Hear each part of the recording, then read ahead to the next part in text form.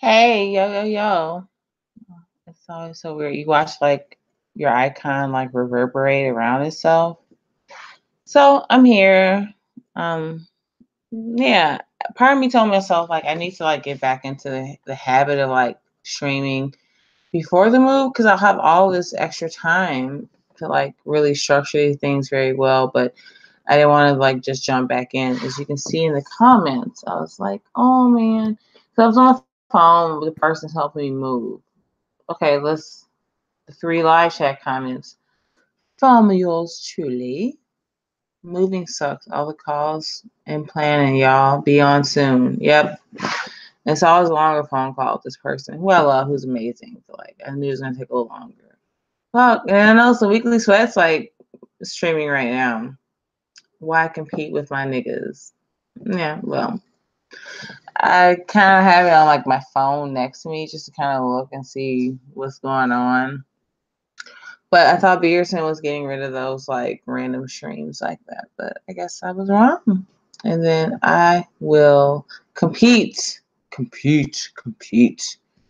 Need sick first though. Be right back, which I did. And then I went to like go grab a little fresh air. So yeah, um, we were talking about. Actually, I was on a stream earlier today. I thought I only really like had a little bit to say at the beginning, and then some other people. The thing is, like, hard thing with all these streams, like I'm almost like it's nice being asked if I send you a link to just jump on, but I'm probably more of like a listener to most people because like I learn more from listening to others, and that's actually a really good thing for me. So it was fun. It was like Jonathan Poe, aka Otto, and then James New York was on, and uh, Brundle Flag came over a little bit later. We were just all kind of just kicking it, chilling. So it was like a perfect Sunday where like I've been packing and doing a lot of all that jazz, and yeah, so huh. Been a while since I've been live, and I have all these plans to like make lives better. Wait, lives matter. That doesn't roll so well. It's just kind of very. It just came to me in my head. I'm sorry that is really dumb and retarded. So I'll retire that now. Oh hey, Phil Daniel. Hello. How are you? Anyone listening or sees this when I leave this up, like please subscribe to Philip Daniel. Amazing music, amazing composer, and definitely very, very happy to see you here and to also listen to your amazing work. So um, I'll definitely leave that here as a full on, I think the word escapes now, like a full on verbose, bellicose endorsement. Don't let the English language fool me right now. But no, seriously, no, thank you for the work that you do. It's amazing music. And yeah, I can give a higher endorsement of the work that you do. So yeah, I'm just here tonight. Hopefully, probably not super long. We'll see how things go. For me right now, it is exactly 10:46 p.m. Central Standard Time. So I have a little bit of work to do before I go to bed. I've actually switched schedules because and also it's daylight savings time. Hey, anyone listening, just so you know, it's daylight savings time tomorrow. I saw like the customary email at work what, on Friday, and I was like, oh yeah, that thing, blah blah blah. And then I was talking with my moving packing friend, and I was like, oh man, I have to like remember this. Spring forward, fall back. So this is going to be really weird to spring forward an hour within the next like hour or two at 2 a.m. So I'm probably going to sleep on the couch, just kind of like, because like, it's easier sleeping on the couch versus like sleeping in like the bed. Because then I feel like I get more extra toasty and comfy, and I can just kind of like chill more.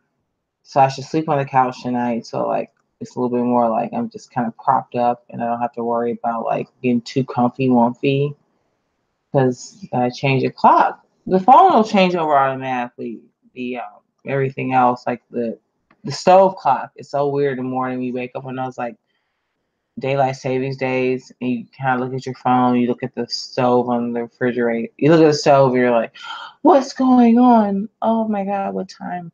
It's like the end of spoiler alert. It's like the end of Twin Peaks: The Return, season 3. What year is this? What year is this? Like, where am I? What's going on? So I hate having those moments in the morning, especially the past month where I've been relying on other people to like carpool my ass around. So I like to be extra prompt. It's not like before I should just like sleep in and jump into my car and just go places. But anyway.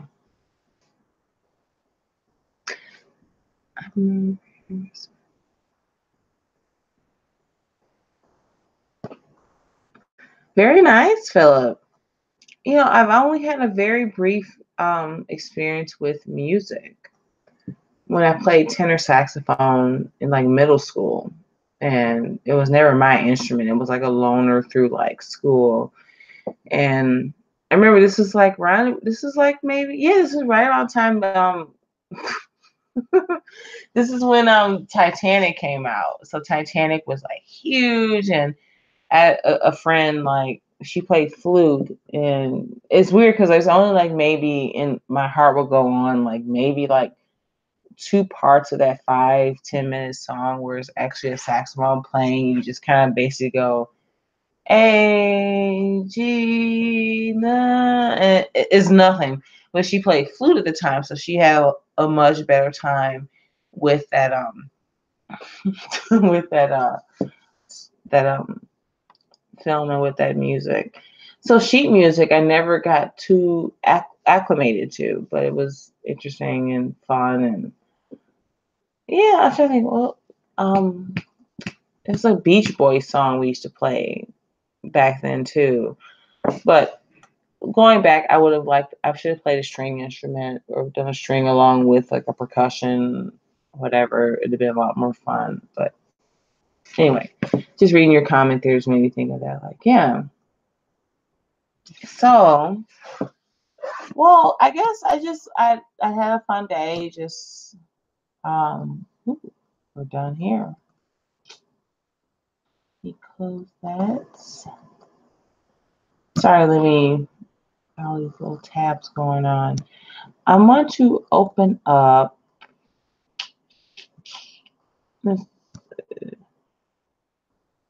Give me 1 second. I'm gonna screen share. Maybe I'll mute for 1 second. So if I had to like think through things, you don't hear me going like, guys, Mute for 1 second. I'm here. I'm just gonna mute while I open up other things. And I guess what I could probably do, if anyone happens to be listening, like, one thing I look back on when I actually was maybe doing more live streams before, and now that I have changed and moved forward, and I can hopefully within the next few weeks, again, like as the title suggests, this is my last week of like my job, and I have a lot of these ideas and things I want to do more, and I'll be able to set more of a schedule in terms of being online and doing things. So I guess, like, what's the standard way people do things? Here's my email address. Send me an email. I'll send you a link to the link, or DM me on Twitter. I'll send you a link to the link. So if that presents itself as anyone's interest, I'm more than happy to share. I think initially, like, I didn't understand that function as well. Like, oh, I can just like ask people if they want to come on and like talk and do things. But I've learned that now, and also there's like a few other things I want to do. Anyway, let me stop rambling. I think I mentioned in the description that there's a few Facebook posts that I'd saved that I kind of wanted to maybe talk about and ramble about. So I'm gonna mute myself for a second so I can like screen share and pull up a few things, and then well, hell, I'm still here. Well, shoot, trying to work on the profanity too.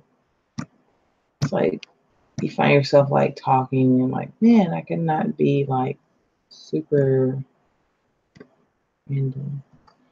Oh, hey, Beaker, what's up? Cracking the IPA, baby. Yeah. Which I think, oh, it's Bell's. I'm going to put this in the chat for prosperity. It's since you mentioned hops, IPAs. Tis the season for Bell Topslands. Michigan has a lot of great breweries. Actually, I admit this to my mother. We have relatives who live in Michigan, so I was like, well, maybe by the time of summer and what happens, we should like totally go. And part of me wants to like travel that part of I-94 that takes you through quite a bit of parts of Michigan. You got Bell's. They're in it's escaping me. I'm not gonna get stuck on it. You get Bell's, you have Dark Horse, you have all the people who make the amazing triple IPA. Why am I like things are escaping me? So this has to be a Google search. I'm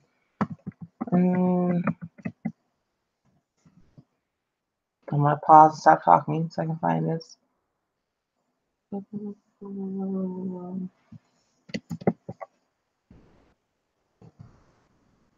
Clank, clank, clank. Do you hear the clank, clank, clank in the background? That's fine if you hear it, because I could give a fuck.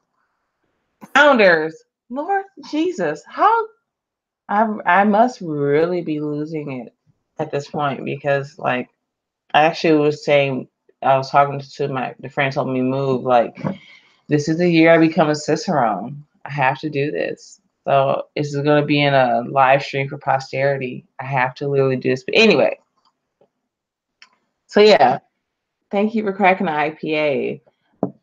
I'm actually out of beer currently. Like it's weird. I was more of a wineophile. Is that a word? Who knows? If not, I coined it, bitches.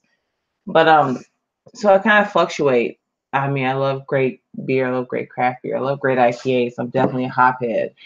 So I started off leaving that point about Bell's Hop Slam. It used to be typically you'd only see like more in the spring, but I think that style took off for them very, very, very much. So you see a little bit more. Well, no, I don't see in the deep winters, to be honest. I haven't really seen anyone, even like because now I live in like little mini suburb exurb places where you don't see things like that. But anyway, I'll let that go. So thank you, because IPAs are amazing. Thank you for cracking one. Super, super appreciated. Yeah, I think I had last IPA I just had was like a few days ago. Castle Danger. They're a Minnesota.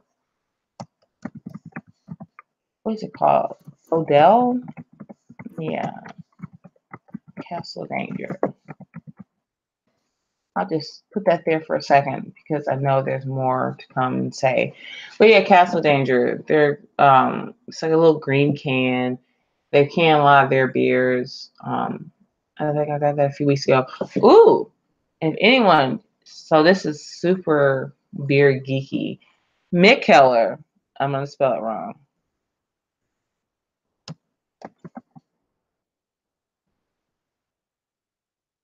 I think it's 2Ks. Is it 2Ks? Yeah. I know it's 2Ks. It may be wrong, but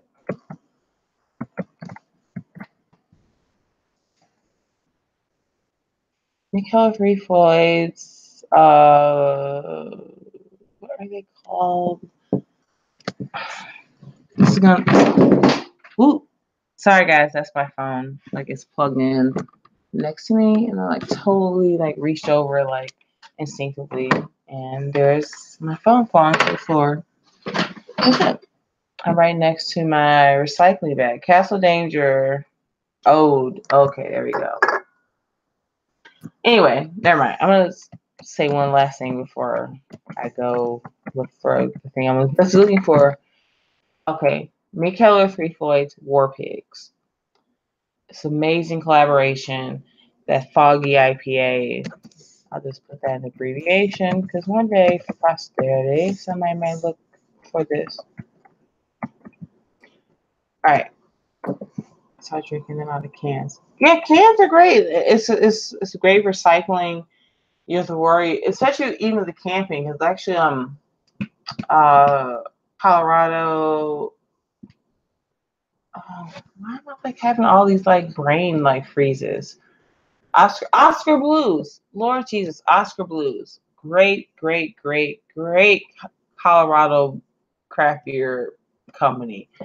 And the for a long time, them along with Lagunitas out of California, they've also been very known to be very like kind of pro 420 hot friendly people.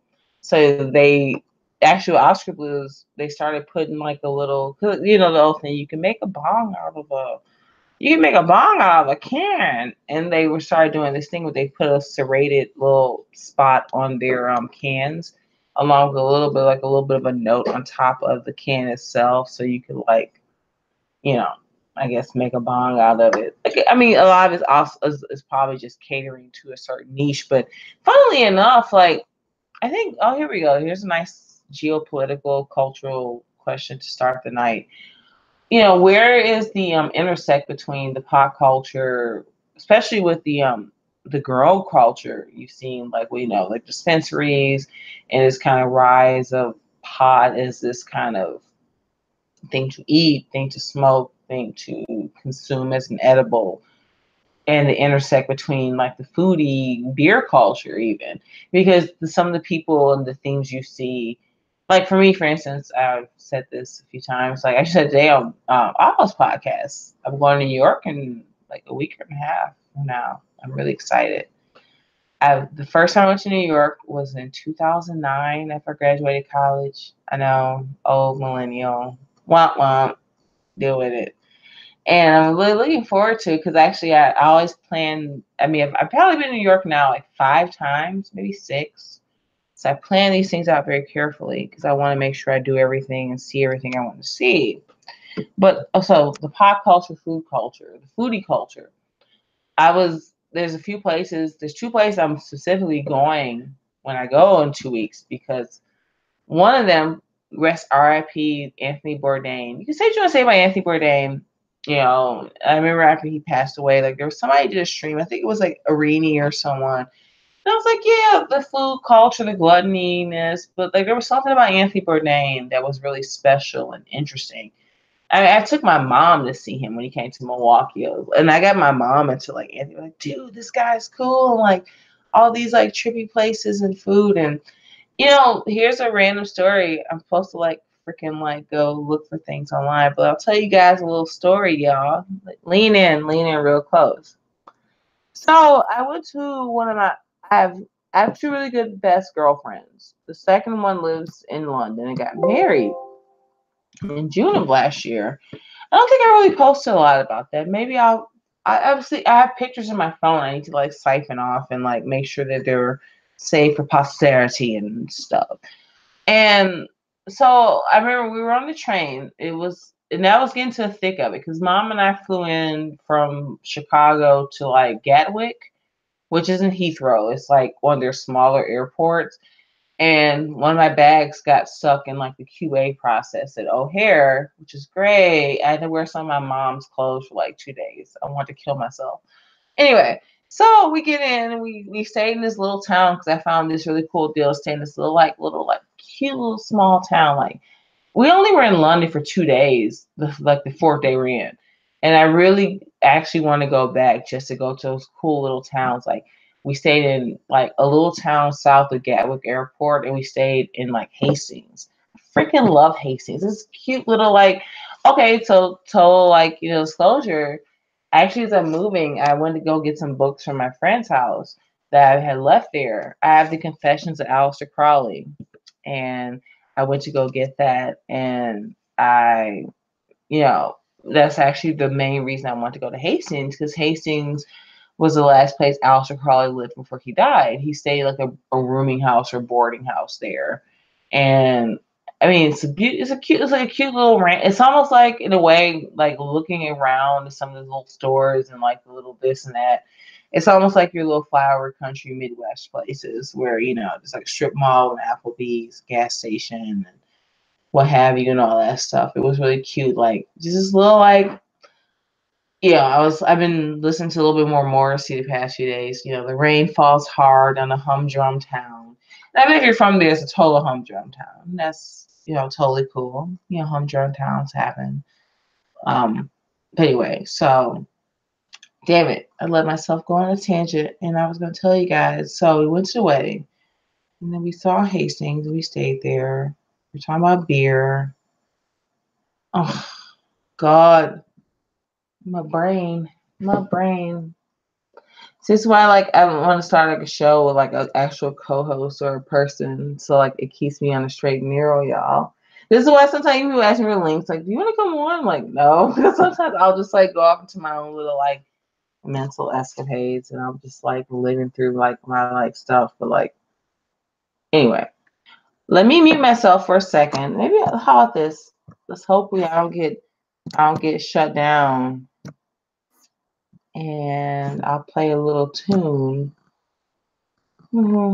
I get really skittish about this because people get really like, shut down for doing this, but it'd be nice to just play you guys a little tune or something so you can just like not hear me for a second, like blah, blah, blah, blah, blah.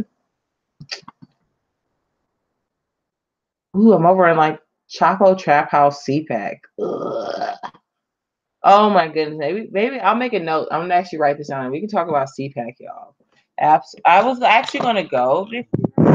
I thought about going, if even if not just buying a ticket, but like reaching out to some people I thought might be there from these scenes that I might be interested in hanging out with and seeing if they want to like, you know, have a beer, have a burger or whatever.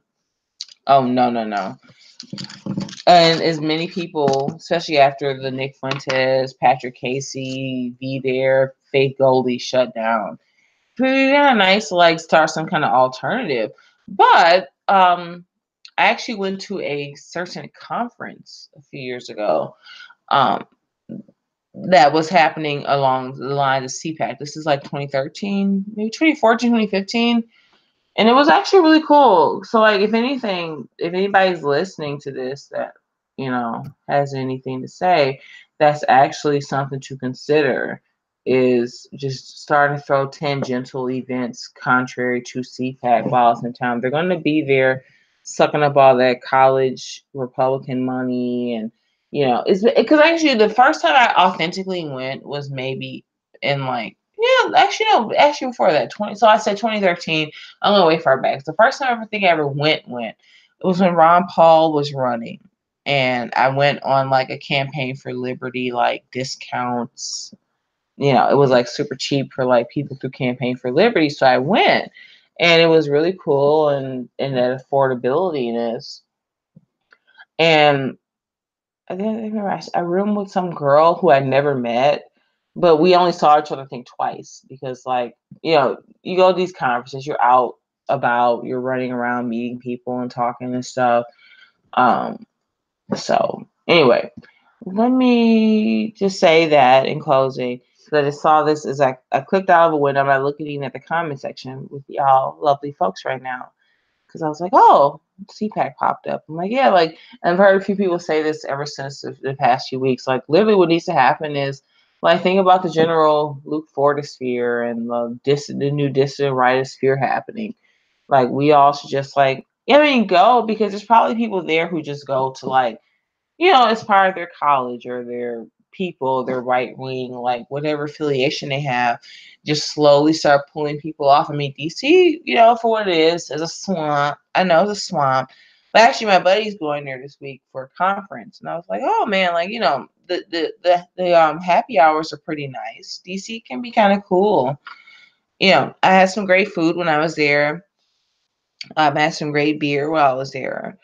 Um, so you have to give it that as much. And if anything, just start peeling people off. It's a major metropolitan center.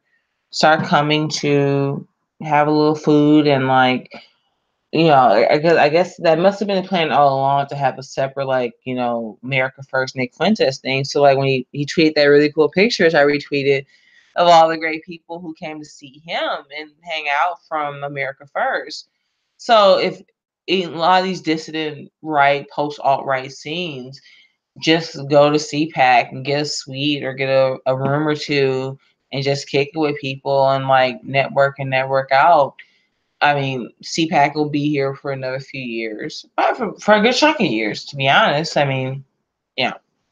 So it's probably up to us outside that scene or who are working contrary to that scene to use the energy is bringing all these people into DC anyway. Why not we just like show up and get a suite? I'll make some cool like, finger cocktails for people. I'm really good at cooking and I make good food. So we can all have like, little sausages and stuff. And I'll bring some cool IPAs from Wisconsin and people can just hang out and do their thing. So it's not like this whole like somewhere between this white pill, black pill that everybody finds themselves in, even myself to a degree. We have to just kind of work with the tide that we're being dealt right now and just kind of move through it. So anyway, I'm going to stop talking for 1 second. If you're all still there, that's great. Oh, maybe I just, hey, would anybody like to hear a little RT? I see that's like live right now in like my corner. So I think who will like sue or flag me? I just don't see the point. Like I wanted to play more music, but then I'm like, who's not gonna like freaking like, give me like some heat for playing their crap.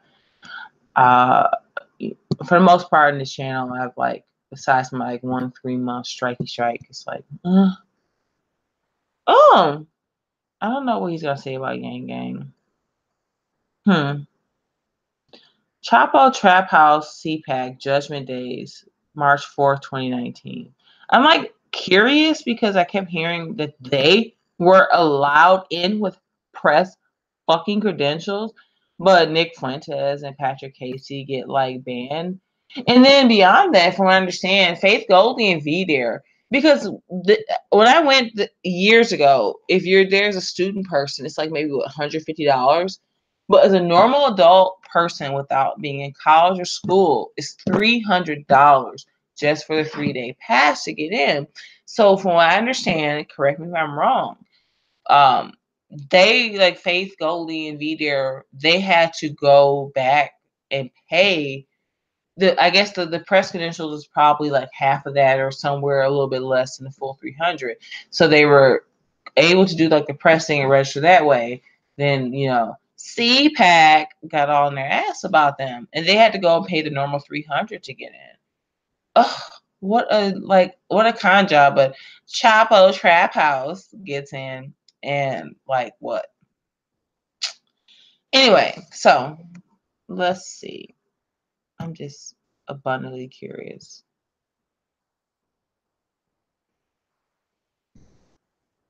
Oh. No more room in hell. The dead will walk here. We'll just play it for a second and see how it goes. I was right in the middle of a fucking reptile zoo. Somebody was giving booze to these goddamn things. So everybody's having a good time. Mom's laughing. We're all having fun. You know what I like about this? Number one, I'm in love. And you're in love. We're all in love together. We've done something that nobody's ever done. Man, that put his soul at hazard. You have to say, okay. I forget. I guess since it technically is just like it's a podcast, so they're just going to be playing this image the entire time. I'd be better off actually playing the speech. Now, okay.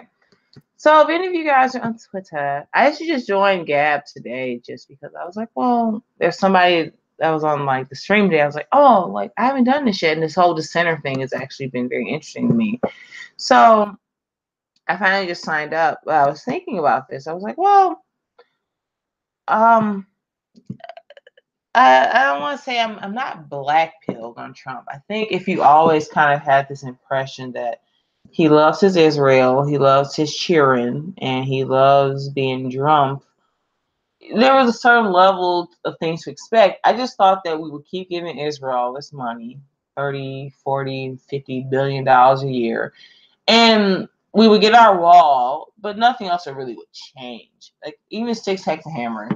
Even though I kind of feel like he's shilling to a certain degree that gets a little obnoxious. But at the same time, a lot of people have been put on for the past 2 years. Like a lot of independents and kind of contrary voices have like really gotten into the scene. So like I understand you don't want to upset the apple cart.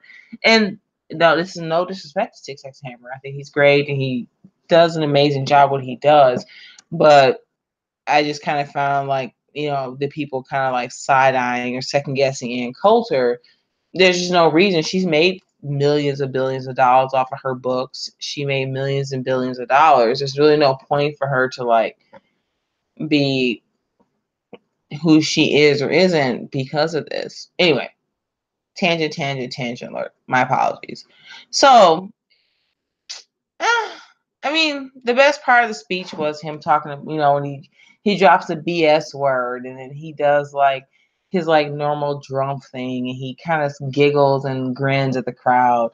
And like the funny thing, the CPAC speech was actually, as much as people may say, it was kind of cute and fun because you're like, oh, it's like old school Trump and he's laughing and telling jokes and everybody's like, giggling at a few swear words and so cute. And that's all fine and good. And I found myself like personally being kind of drawn in by that. The bullshit point was pretty cool both times, but what else do we have beyond that? It's 2 years in. What are people supposed to do? Just sit here and be entertained? I'm not some magapede, do we really have to like do this over and over and over again? Anyway, so I think one thing I said I wanted to do, I want to pull a few of these up and just move through them through a succession. So I think what I'm going to do here real quick is who won't like flag me for like playing their stuff. I do have an alternate channel. I haven't shared that with you guys yet because I want to decide what I want to do. There's a few things I want to do. There's a couple of short stories that I like and I would love to read to people. It'll be great for me to do something like that.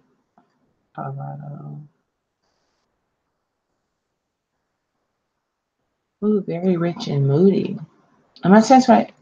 Shex or Shokes LG Leaderfold. Okay, there's more music to listen to. Actually, also, let me say this is a week that, like, usually at work I just listen to music and listen to everything I want to listen to, but I'm actually gonna have to be engaging with someone. Because usually I just plug in my earbuds, auto comes on, or I like listen to like Jimmy Dore or Six X and Hammer or anybody. But I just go through my day usually with my earbuds in. And I just kind of catch up on all my stuff. But I'll make the time for more music, and even next week specifically, because I won't be, I won't be wage slaving for a few days. Anyway, hear about this. How about this, y'all? We're not doing Chapo Trap House. I literally don't understand how they were allowed into CPAC and Nick Fuentes wasn't. Now, this is like a 10-year-old clip. I heavily doubt somebody will come for my ass for doing this. So I'm going to play. Let me find the spot that actually won. I mean, say what you want to say about Anthony Bourdain. You can, whatever. It's hard. It's sad because in a way, oh, God damn it. I got really freaking derailed, y'all. So when I went to London for the weddings, I was there with my mother. And I got on the train. We were already there for like 2 or 3 days before the wedding itself was Saturday. We flew in from Chicago to Gatwick at like Monday or Tuesday or something. So we spent a few days.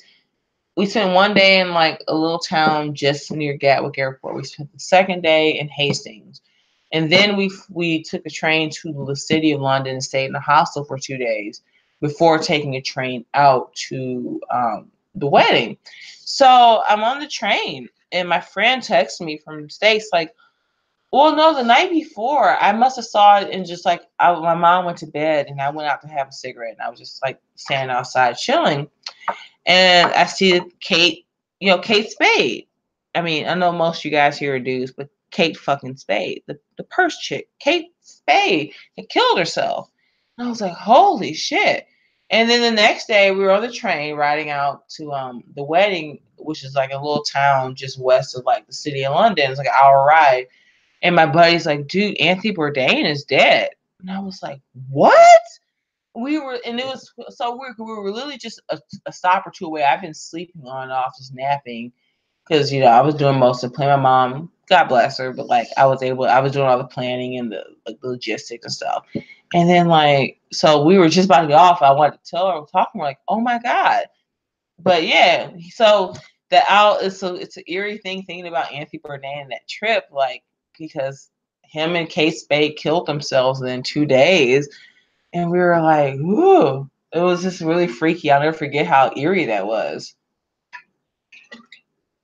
He bigger. So I like Anthony Bourdain. He used to go like 20 years. I think he had his show, a chef's tour, but I grew to hate him. Yeah, because somebody pulled that clip. He's talking with this guy, and he's kind of like, it's so hard because the problem is so many white people, and I'm saying this as a Black woman that's a non-white person, obviously in the scene. There's a hard part about a lot of white people when we get past the IQ and things. I think the bigger question, especially if you talk to some other non-whites, is they start saying things and they have these ideas that are just so poisonous. It's like, well, if your parents had had these ideas, you wouldn't even be here. They would have I'll be really crass here. You'd be in a tissue somewhere. You wouldn't even be here. How dare you say these things? Besides a few kind of on and off things that he would say like that, for the most part, it was just him and food. He had a drug problem years ago. It's weird, because of these algorithms, I've been getting a lot of Gordon Ramsay in my feed.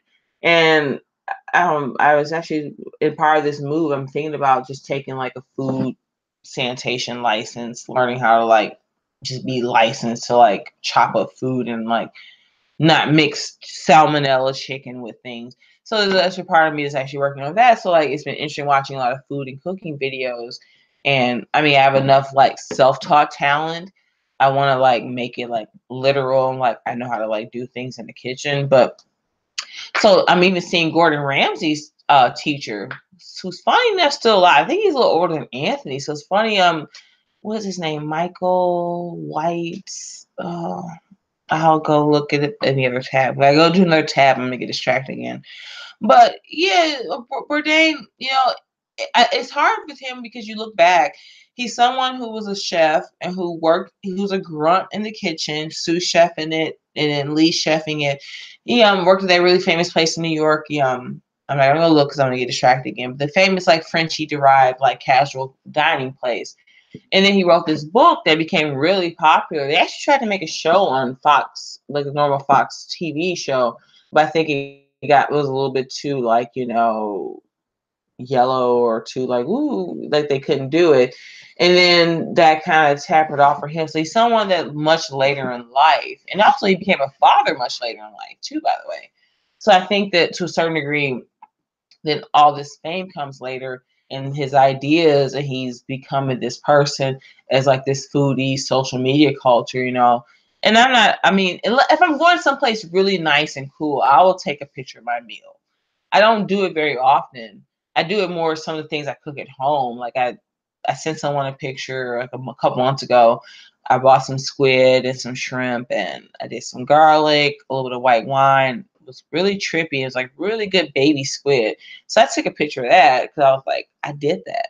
Boom, look at this. So, he kind of comes into this fruition at this apex of this foodie culture. You can say what you want to say. It's just anti-whites and weird white people, and they're whatever. But I have to imagine that wasn't easy. As somebody who was slinging it through a drug addiction in the 80s, and then grunting in kitchens, sweating grease all day, slinging eggs and stuff. But yeah, it's and then so he kind of became indicative of that scene of this rise of food culture. And you're seeing, and the thing with Anthony, his whole thing was trying to cut through the bullshit. like, it's funny because like I went to Las Vegas the first time like 2.5 years ago, and it's funny at first. It's like I was actually saying today on Otto's podcast, like, because I'm going to New York in 2 weeks again. I was saying like, man, the funniest things like I had to think about as a non-white kid from flyover country. Like New York City to me as a kid was Sesame Street, and watching these people walk around these like brownstones and these little streets, and nobody's like in a car really, they're walking.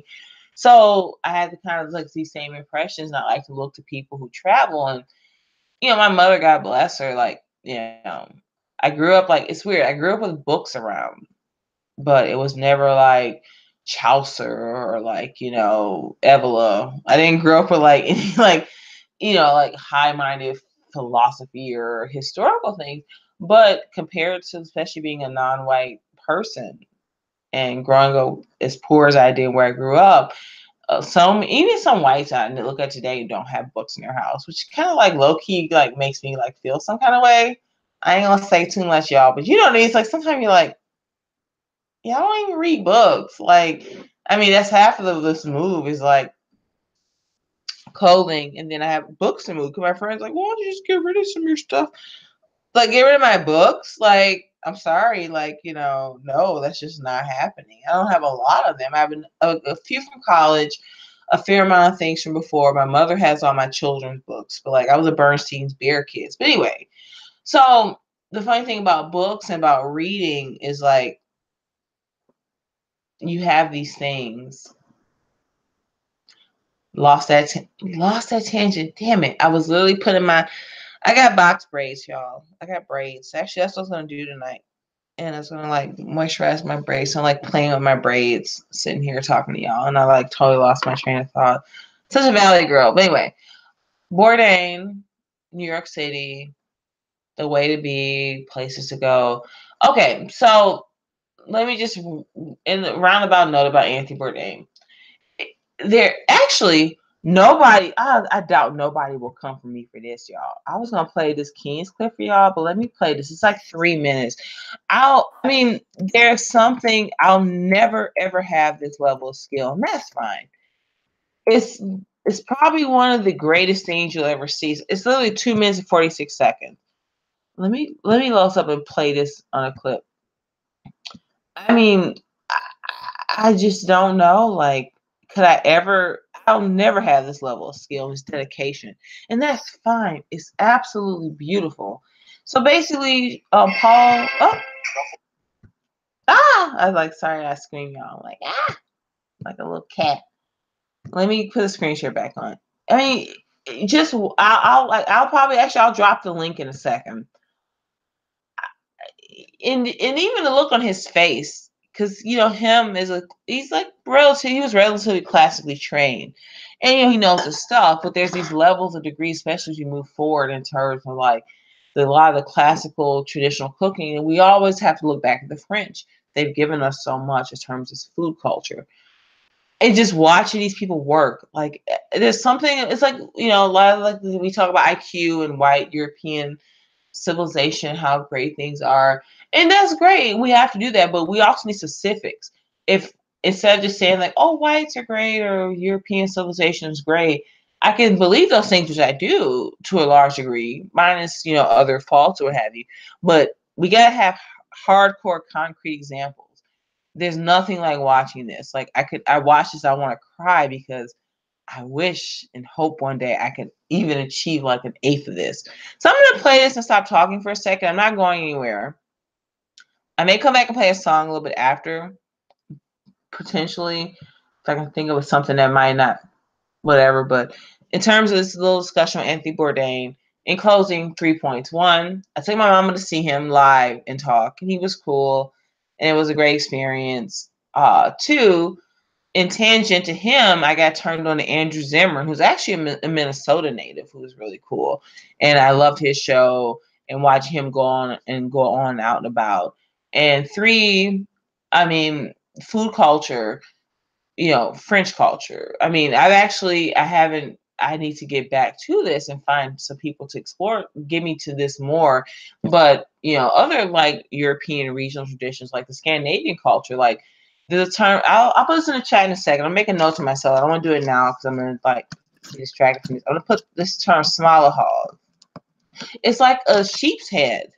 Now it's weird because like black people get all defensive about chitlin and chicken and watermelons, and it's like, dude, like every culture has like their like food. You don't let things go to waste. So basically, smaller hog is like a roasted calf's head, and actually there was like a little like Turkish Arab whatever place back in Milwaukee I should go buy lamb from. They always had really great prices, and I was oh, it's funny. Going to New York is a little cheeky little anecdote. So there's this guy, he's like Norwegian, and I was like really like into him. And he was telling me like he's like a musician. He's like, oh yeah, this girl like from Japan like learned how to speak Norwegian. I mean, it's a trippy language. It you could probably spend 6 months and like commit yourself and like learn enough of it to figure it out. But I never got around to that part. And so I went. I was in New York the second time. I went to like this really cool Norwegian place in Midtown. Really, really great spot. You know, like herring and all that. You know, pickled herring and potatoes and stuff. Potatoes and stuff, man. But anyway, it's just funny, like that kind of food cultures that you can absorb and languages that you can absorb. So small hog is something I came across and like doing all this little research, looking at all these little videos about Norwegian Scandinavian culture. So it's like a roasted sheep's head. You like it's weird. You have to probably either braise it for a few days, probably in salt water, and then you can roast it very low, slow in the oven, and then you crack it open. And some things like a lot of people get weird about fish. I will, depending on the fish, I'll eat the jaw and the head. You know, some parts around the eyes. Like even think. I mean, this is kind of like very Jeffrey Dahmery. I hate to even make that joke because I'm from Milwaukee, but you know, there's parts of the. It just everybody just stop. He never ate all of them. He ate parts of some of them at one point and another towards the end. He wasn't just literally sitting there eating these people. Sorry, that really bothers me. That'll be a separate stream one day, like the Dahmer stream I'll do, because there's a lot of misinformation about Jeffrey Dahmer and that whole story. Anyway, but just going back to wait, because I introduced cannibalism into this discussion about eating things. Whatever, you didn't hear me say that. Let's just scratch that. There's parts of like even touch if you're listening right now, touch your jaw and touch your like cheeks. There's gelatinous parts of like your cheek and your like chin and around certain parts of those muscles that are really tasty and fine. And if you think about any other type of mammal head, even to like a fish head, you get some of those things going on. And they're kind of tasty and delicious. Um so yeah, I really weaved that story in really anecdotally weird. Look, just watch an amazing 2 minutes and 46 seconds of things that I'm actually, especially the we see the rabbit. I want to learn how to do this. Like, I mean, Lord, if I could like have someone teach me how to do this, I could teach myself by watching this. But I think we're sharing now. I hope. So you just watch this, and I'll be back in a second. Full suit, Elise. I can't tell you how many hours I stared at photos of this dish, how pathetically I tried to replicate it. Never, ever did I think I'd get to try it, much less like this. Luon Croûte Fouettée avec sauce. Wait, sorry, I just want to double check because, like, if I'm not actually showing this, I'm gonna feel like a dumbass. Okay, we're in the sharing. Charron. Sea bass with a tomato béarnaise sauce baked in a meticulously crafted millefeuille crust. This is a great moment. Oh, that takes skill and time. The fish is filled Just with look at his face. He's like, chervil and tarragon, then wrapped carefully in pastry. Notice, please, the careful and expert tableside carving and service. Nous avons 50 ans pour faire le même plat. We've been making the same thing for 50 years. Paul has an amazing respect for classic. classic. A pot au feu, the peasant classic. Oh, Sonny, get closer. You were totally sending me every one of those pictures, by the way. Wow, look at that. This style of dish goes back long before cameras, but it's perfect. Is there a more perfect assortment of colors and textures? This one is a somewhat more luxurious version.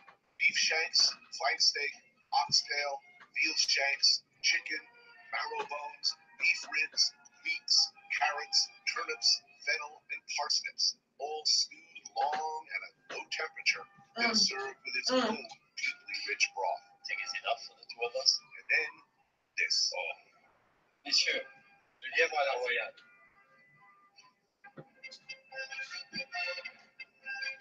As if the chef had been listening to my deepest. Oh my God, watch this. Oh. Legendary. Oh. À la royale. An almost I cooked rabbit a few times. It's interesting. Of wild hair. The animal is first slowly cooked, then coated by a sauce of its own minced heart, liver, and lungs that has been thickened with its own blood. After more than 6 hours of preparation, the hair is served as the chef prefers, whole on the bone.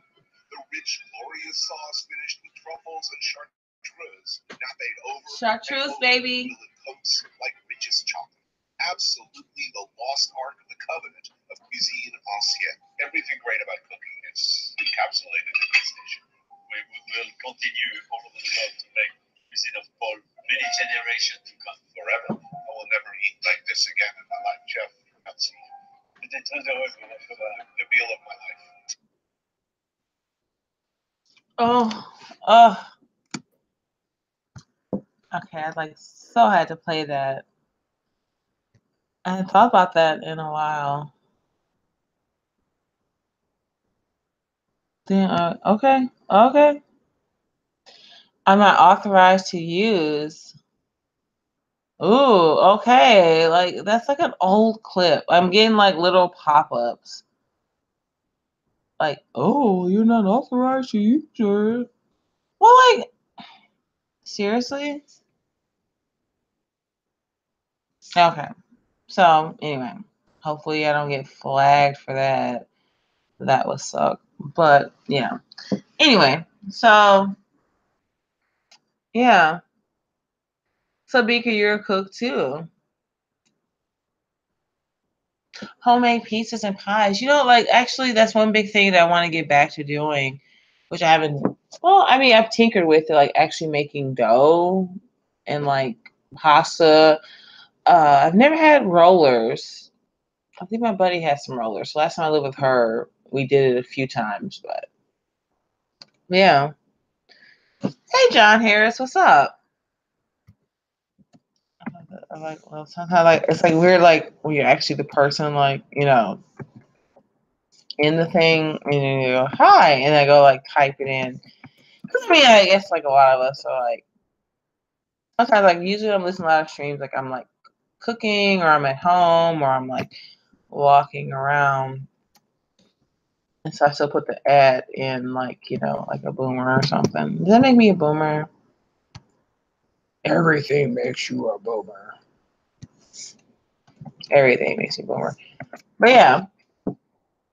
France gave the world some mother sauces. They did. And like that's one thing that I'm really still like I don't say struggling to a degree because there's so much I feel like a lot of American dishes we don't really like make sauces for. I mean, it comes up here and there, but yeah. So that's your bechamels and all that other great stuff. Like, I only really kind of got close to that in certain places, but yeah. Yeah, I mean, it's like just even that clip. Like, you saw that clip, right?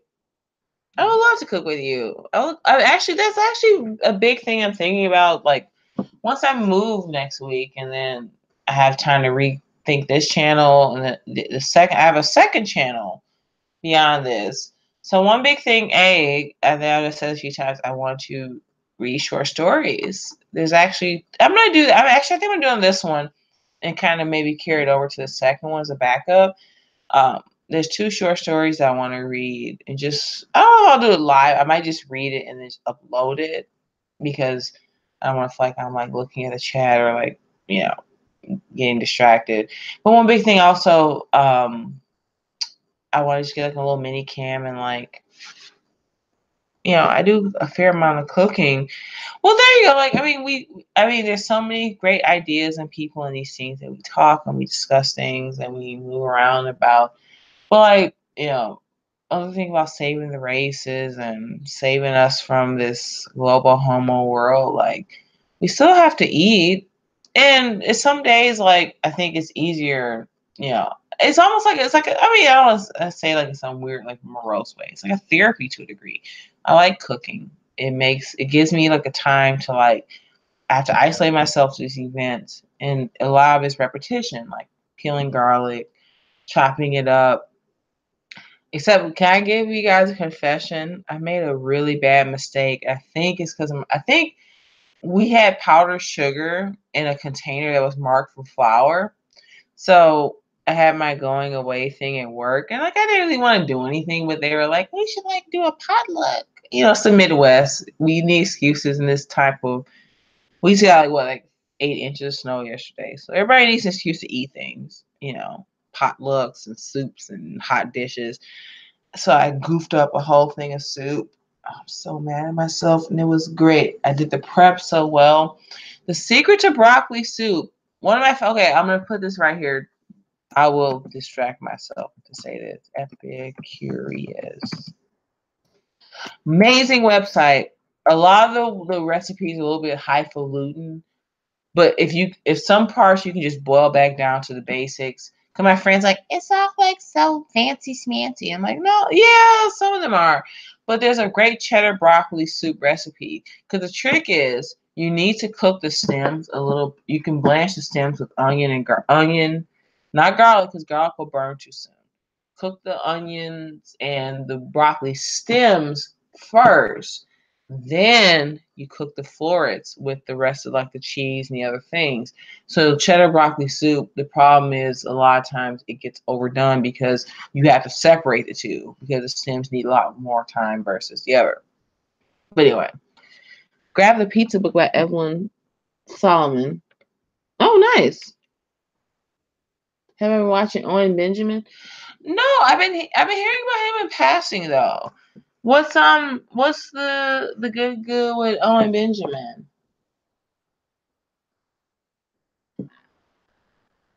Put tons of pizza cookbooks to settle on that book. Nice, because actually that's because the part of the conditions of my moving is I don't have a rent payment for a few months at a minimum, but I'm expected to be like a master chef, and I guess I do all right. And I'm also doing cleaning and all the other stuff.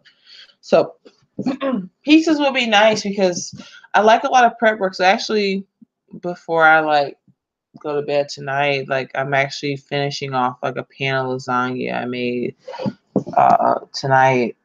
No, I made it like last week. So I made like a big pan of lasagna, a big pan of bitch lasagna.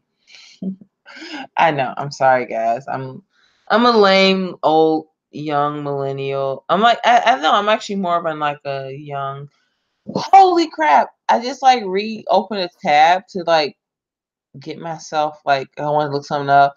Oh, that Anthony Bourdain clip there. Somebody's gonna come for my ass. God damn it! Look, I'm giving the gift of that. I mean, can you not tell me that clip isn't beautiful, especially with Anthony? I guess even more so now that he's dead. Like just sitting there, like watching people. Even there's something so humbling. Like I like people go, oh, like he's non-white, especially black women and black people and black women particularly. We're just so like. I mean, I guess there's a lot of that ego with a lot of the non-whites, but like I like being humbled. And even since a young child, I understood to a very large degree, like that there was something different about me, and I understood these things. But a part of that understanding and loving it would also mean being very humbled by people who were better than me.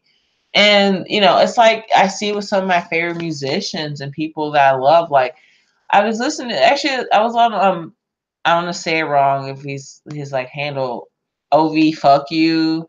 They were doing a live stream. Somebody like tweeted 21st Century Schizoid Man. I was like, hell yeah, King Crimson. The funny thing about King Crimson made me think of Tool, the band Tool. Speaking of, Maynard James Keenan owns a winery in Arizona, of all places that you would imagine they can actually do very viable wines. So like actually his side project band on Pussifer, they were in Milwaukee a few years ago. And I went and it was awesome because they brought a bunch of cases up for sale. So I had a bunch of the wine from his Arizona winery, which is amazing. So like I read some interview with him, like saying like, well, you guys kind of like, yeah, we do our thing and we are who we are, but like if you have an idea like of who we're humbled by King Crimson. That's like a band that totally like, you know, gave us, you know, a lot of inspiration in who we are. Um, it's nothing wrong with being humbled and feeling like, man, you know, I like being humbled. It's a scary feeling sometimes. And I think for people like, well, especially the whole especially black American thing, everybody's just so like, you know, all this evil white man stuff. I mean, most of my early life, like actually, if you guys want to hear another weird anecdote before I try to move on to something else. My friends, like, so I babysat for my friends' kids last night, and then they went out for dinner. And I was looking through, like, you know, they have like one of those little internet adapters, and I look up, and it's like one of the favorite movies, like, for even for my childhood, is Look Who's Talking with Kirstie Alley and John Travolta. Like that reminds me of being a kid so much, and Bruce Willis is the voice of the baby. And it's weird because, like, I think back on that, like, oh, I was just like, oh, man, that makes me remember being a kid. I used to watch like VHS, like my mom will like, I was a latchkey kid, very young. So I come home from my like little inner city shitty school and go home and watch all these weird white people movies. So like it's funny, like I was telling someone this like a few months ago, like an interesting that's tangential to the scene. This person is a part of the scene, but they understand it. And I was like, well, in a weird way, it's so funny to me, like I guess I was like becoming like, well, I'm gonna sound really fake and gay. Become who you are. Cost of white enthusiast. Okay, so I'm looking him up. Is there any recommend? Sorry, I'm sorry, I'm bouncing all over. It's he looks familiar. Owen Benjamin. Hmm. Is there any I'll drop it in the chat so you can see this. Like, is there anything recommended I would look at for him? I see him a bit. Like he looks like I've been watching a lot of weird foodie stuff because once you look up one thing, you get all these algorithms. So I've been getting all these weird Gordon Ramsay videos, which to a degree have been actually pretty cool because there's actually a cool like series that you watch. You know, Gordon Ramsay will like cuss you the hell out in his kitchen and call you all kinds of shit. But then there's a series that he's actually in like India and Thailand and stuff, and he's like having to like learn like their cuisine and cook it within like a few days. And it was pretty trippy watching him F up because, you know, it's like so I can't tell. White enthusiast. He's a white enthusiast? Okay. I don't know if we share the brain, but I've been looking at soups too. For soups, grab the New England Soup Factory cookbook by Marjorie Dunker and Silverstein.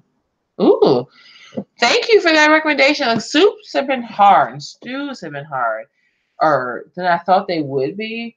Like I think I have to actually finally go get like a legit like deep pot to do these things because I have like a decently sized pot and you know you need time for the water and for the broth.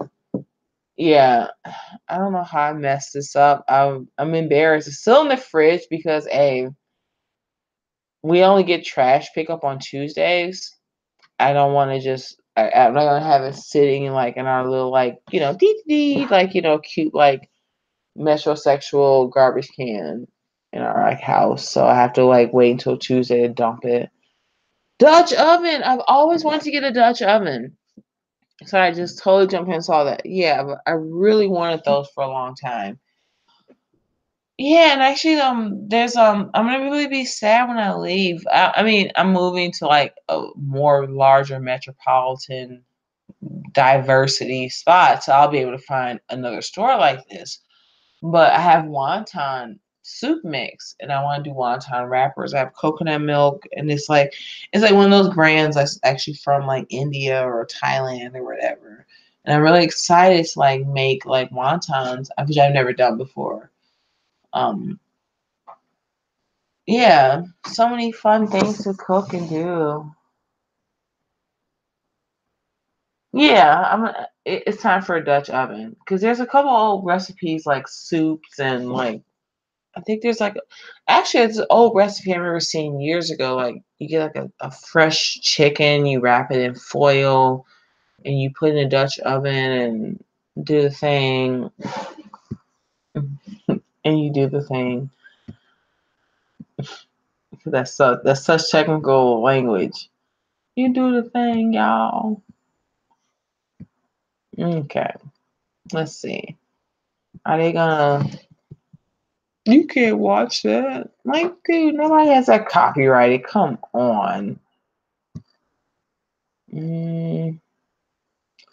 Oh crap! I did say I was gonna talk about Facebook tonight. Let's see. Y'all want to hear some? It's basically the Facebook things are like more like very specific Black women fairy things, which would be cool.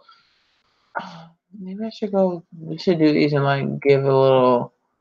I could do a few like little like notey notes. It's around like a food kick. I'm gonna save the Facebook for later.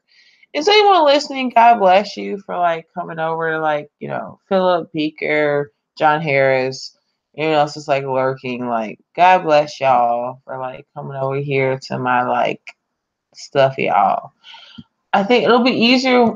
I think the hardest thing in the past few weeks, I'm like, man, I'm on other people's streams and doing stuff. I'm like, yeah, it'll be it'll be a lot easier when I'm like, I don't have anything else to like.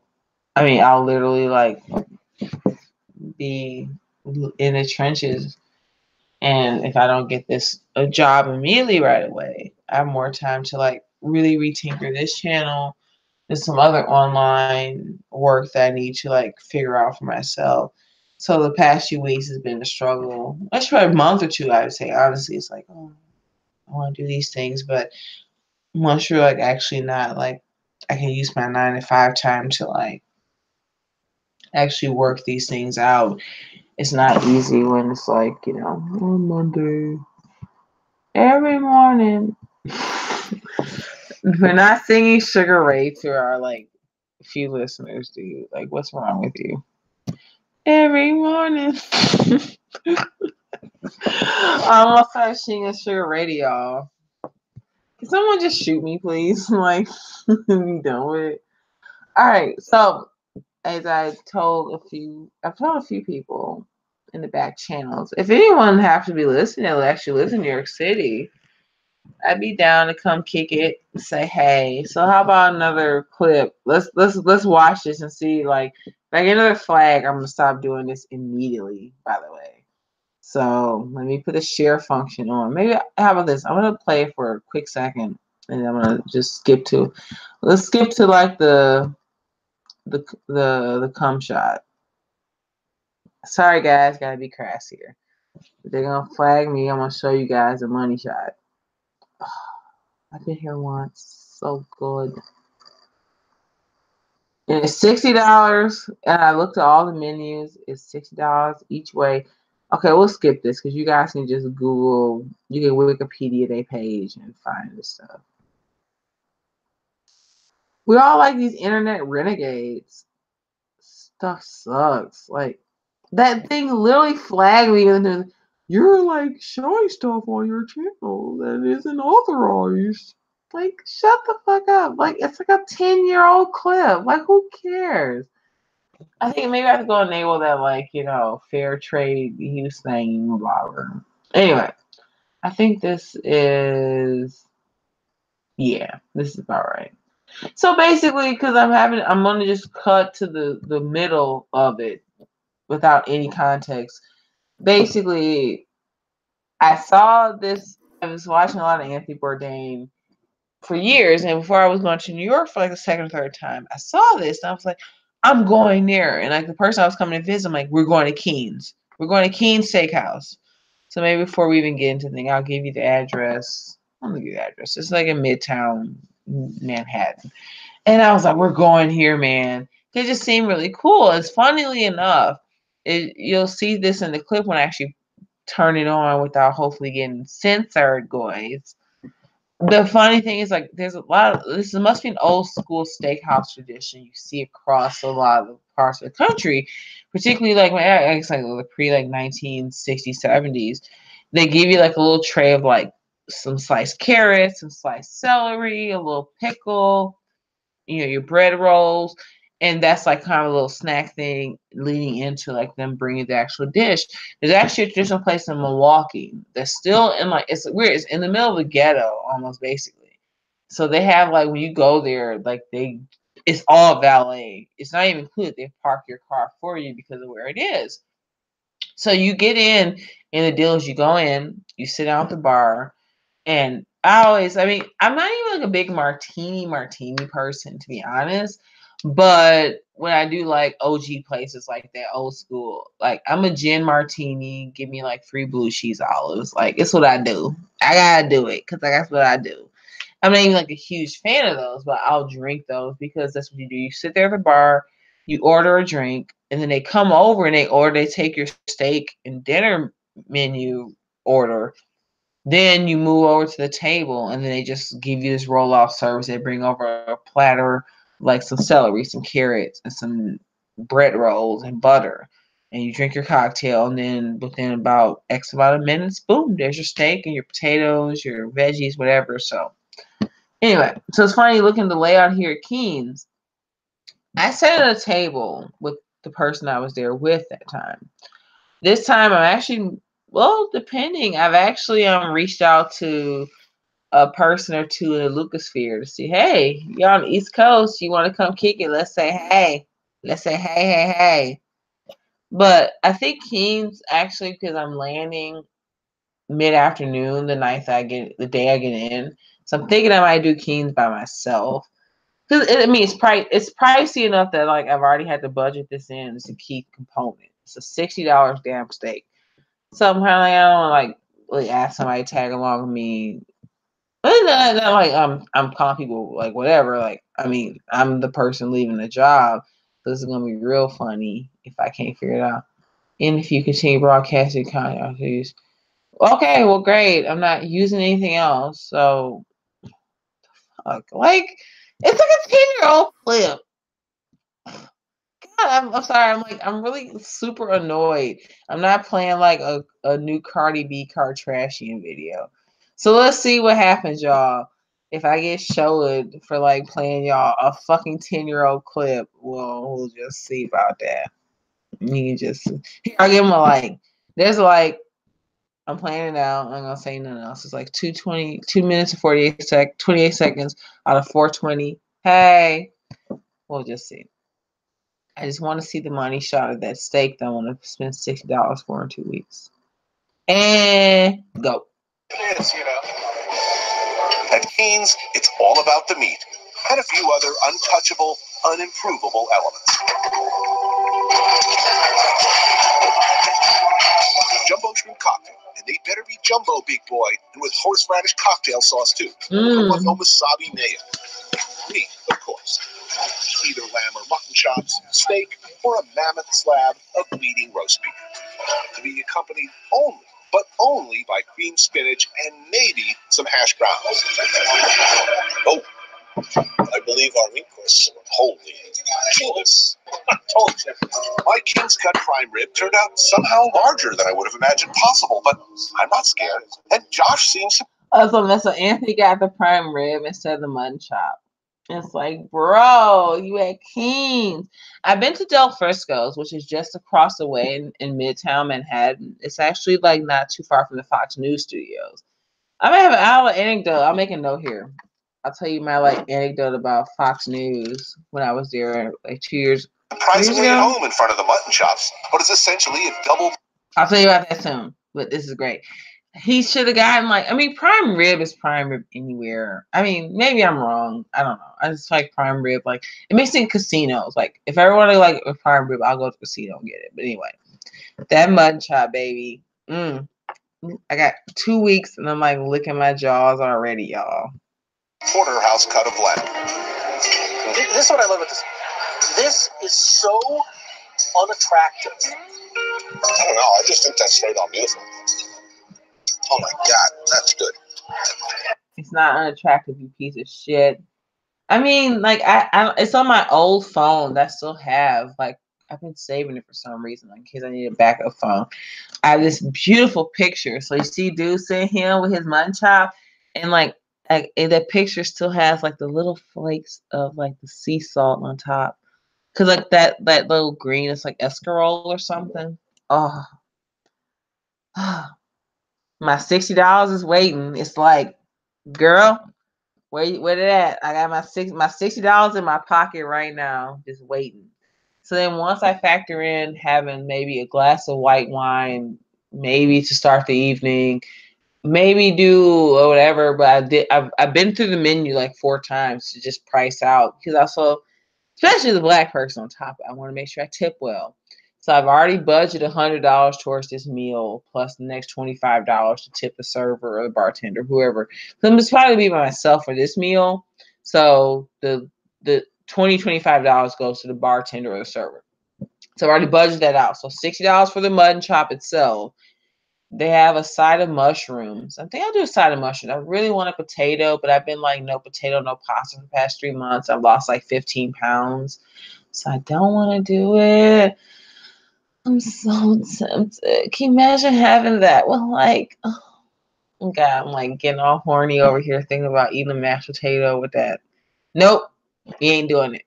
Mutton chop, side of the field mushrooms are $14 a side. The asparagus is $14 a side. So the 2 of those aside be $28. So I'm like, nah, no, homie, we got.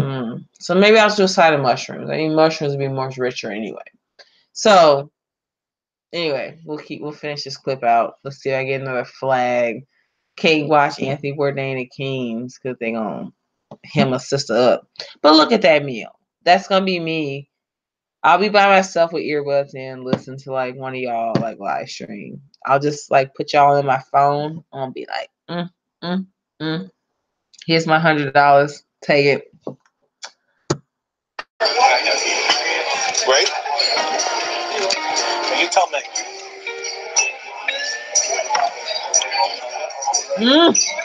Can't wait.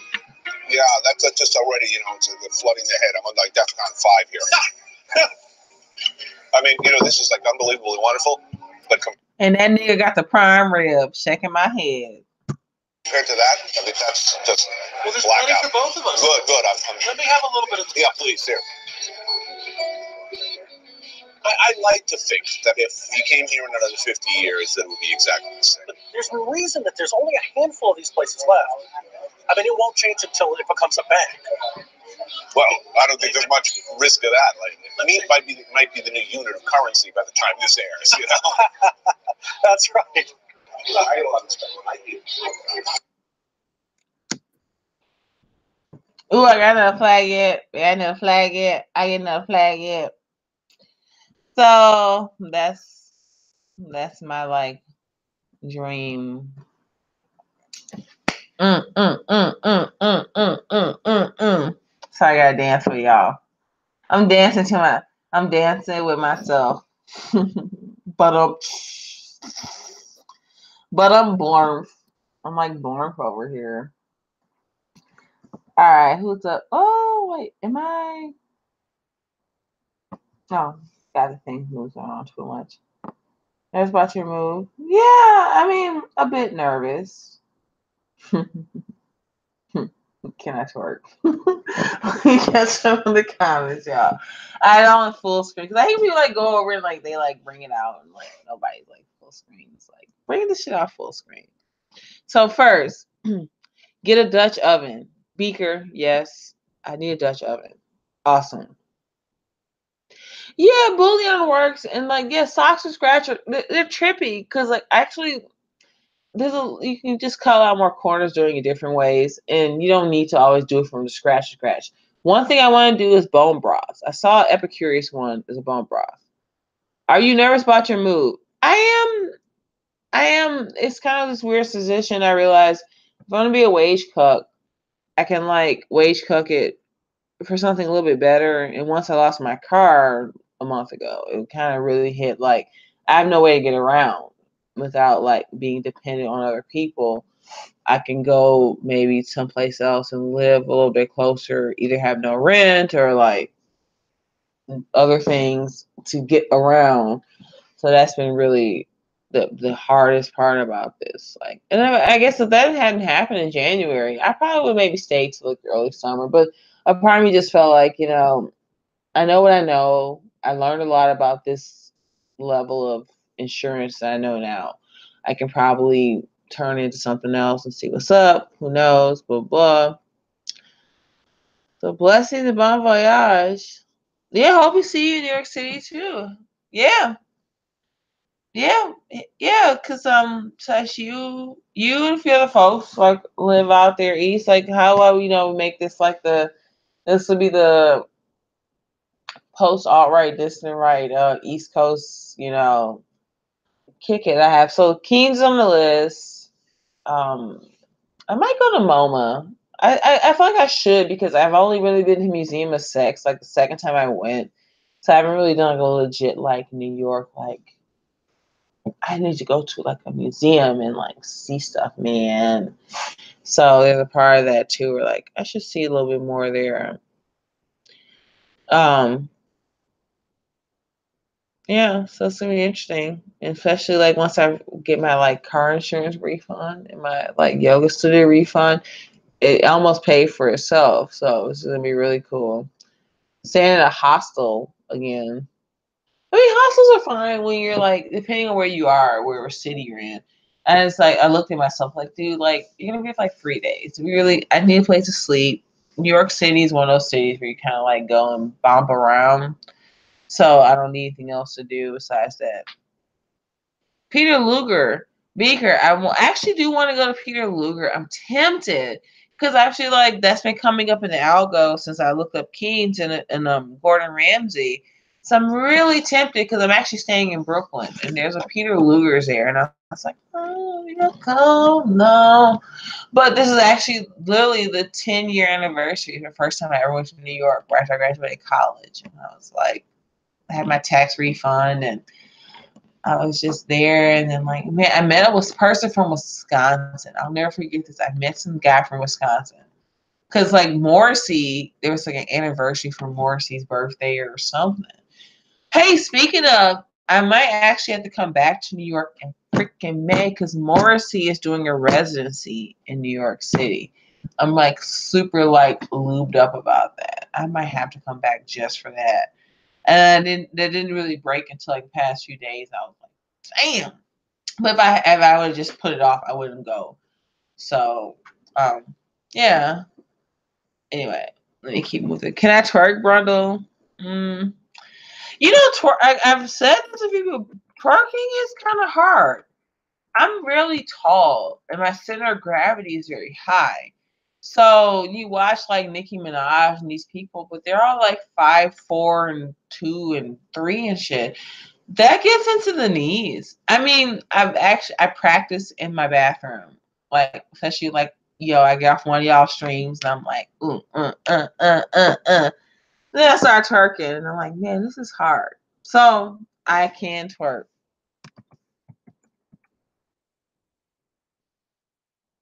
There you go. My daily affirmation, I can twerk. Make sure you tip. Yeah, Beaker, you got to. It's also hard as a black person too, like especially like if I happen to be, I mean, most of the places I go out to eat are just me, or it's like, all these like little foodie like little spots. You're just like, I'm the only black person for miles, and it's just like really low key places where like, you do your thing. But especially the one time, like this happened like 2 years ago, and there's these black people, and they were so fucking annoying. And so then I ended this position where I'm like, oh, God damn it, I gotta carry the race, y'all. So like, instead of just tipping the normal 20%, I'll like give a 30% tip because I feel bad and I'm like guilty, and I'm like, here's like instead of like what So basically, so here we go. Why don't we all go over this? Because even some white people should learn this. Actually, the worst tip I ever got was from white women. It was like a Mother's Day. And Mother's Days are weird. Father's Days can be bad. Mother's Days are better if men who are married come out with their wives. And I forget this. Like it was like all these white women. It was like 3 white women, and they're like they each had like a kid apiece, and they gave me like on $100, like with $2. And we were like, I was like, and it was like the best section, like, there. I got one of the great sections that was assigned that day. It was like a big booth that seats like 8 people. Oh, they wasted all my time. It was so horrible. So that was no, and then also I used to work at Macaroni Grill once, and that was a horrible one too. Basically, just tip well. If you're white, you're black. Here you go, Michael Jackson. It don't matter if you're black or white. Choo, choo, choo. Yeah, I'll dance to that.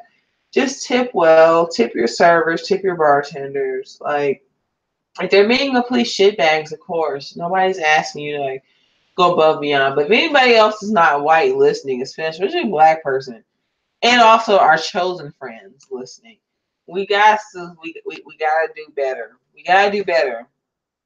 We gotta do better. If I ever go out with a Jew person, I'm like, we gotta tip well, because you know what they saying about us in the kitchen.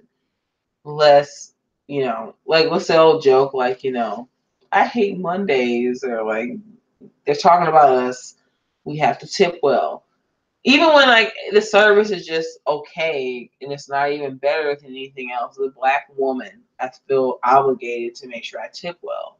I bought like 2 gift cards yesterday from my boss and my like the person that coaches me at work this week. So so technically the tab was me having a burger and 2 beers, but the last $20 was gift cards. But I still tipped on the full tab, which is about $50. So I left him like $12 because I should do that. And then yesterday I took out someone to work to lunch because they're giving me a ride all week, so I don't have to like be out here taking Lyft every day. And it's this cute little mixed girl who was like waiting on us. It's like, here, it's $12 because you deserve it. And y'all gonna be talking shit about me when I leave. You're gonna have a black person leave, you can think I'm this, that, and the third. I'm not even a picky person at all, but I'm gonna give you that 20-25% tip. You're not gonna be talking about me. Plain Negroes beyond me. You're gonna be talking about I'm gonna be that one Negro. It's your tip, girl. It's like my new Yang Gang thing. Give me my check. Put some respect on my check. And I put my respect on my check. And support people. And do good things. Yeah, black tip and stereotype. Yeah, it sucks. I don't. It's so painful because my mother, until like I started working in restaurants in college, like she's like, one day we were hanging out. This is like years ago. She's like, "Oh, I just didn't understand. Like I didn't know you're supposed to tip." And I was like, "What?" And she's like, "Until you started doing this in college, I didn't know." And we never went out very much. Like, we mostly like most poor, like working poor black people. Like, you're lucky if you go to like Taco Bell and like, drop a 20 and get some like a lot of shit. So like that's how I grew up. But I remember going to Red Lobster once, maybe twice as a kid. So my mom never tipped. I'm like, so I feel like I'm in this kind of karmic, like Twin Peaksian, like, figure 8 where I have to like redo things for like the world that I live in, this timeline now. So yeah, it's not a stereotype. It's a little true. Like it's like this idea like you don't have to like do anything. Sorry, I'm like half kneeling on like a chair stool at the desk, and I'm like sliding. Yeah, there's actually a way better place like at home in Milwaukee. Like you get a whole lobster with a side of fries for like $15. Like that little like jangy ass lobster tail at like Red Lobster. Like who the ugh ugh ugh. ugh.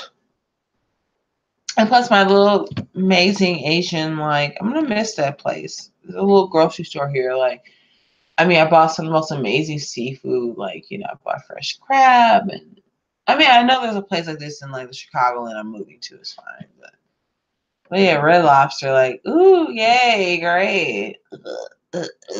Like, people who like think that that's awesome really sucks. Yeah, so let's see. I don't see any more alerts. Let's check the alerts again. Because I haven't taken anything down, even though a lot of my videos I think probably suck. But I have a lot of ideas going forward. Because again, I'll have to be living on the edge. Sorry, I had to air guitar to myself for a second. It helps me out. It helps me cope with things. But no, like, it's scary, but like at the same time, I realize even if I wanted to stay at this job, there's no way for me to get around living in the sticks of Minnesota. There's probably no. We got 8 inches yesterday. There's no way to get around. I have to be someplace where I can at least like commute myself around. So I'm a little nervous about leaving a job, but in a weird way, like, I mean, no car, man, sucks. So I got dropped off like a child at like noon today. So I've been home all day. So fucked up. Like, I hate like just sitting around. And no offense, like, I was on an auto stream today, and it's like I just miss having a way to go around and do things. So I have to like just take this leap, because beyond the things that I tell you guys about, because I got secrets, y'all. I got secrets, y'all. Um, God, that sounds really fucking retarded, gay. Whatever. Yeah. Something just told me of everything I needed to do something different, and I won't get all like girl drama stream. Like, I had my friend, and my friends are like these married people with their husbands and their kids, and they're great people, and I love them. But like, my life is so different. No offense to people listening here. Like, man, like, hang out with you motherfuckers online. Like, what am I gonna like do? Like, this weirdo black chick. Like, I've been like actually thinking like I've actually want to like finally finish out a few tats. I have one tattoo. It's actually a Morrissey lyric. Fight me. I dare any of you to fight me. I'll shut this shit down now. But the second one, dude, what's my life for? And I've been asking myself that. And actually, I was joking with my buddy. I was like, well, we should watch because like Luke Forrest been playing that All Right Day of Rage documentary, and I was like, oh fuck. Well, I'm over you guys' house. You guys have Netflix, so we watched some of it.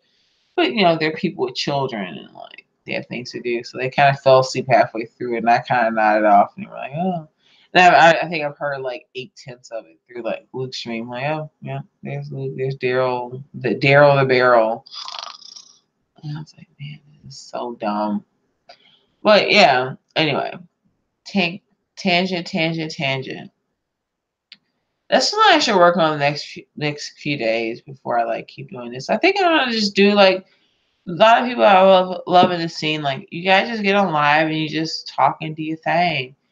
I was gonna do the Facebook thing, but then I realized a few of these things need notes. And actually, finally, there's one of you who's asked me to do a stream to talk about diaspora.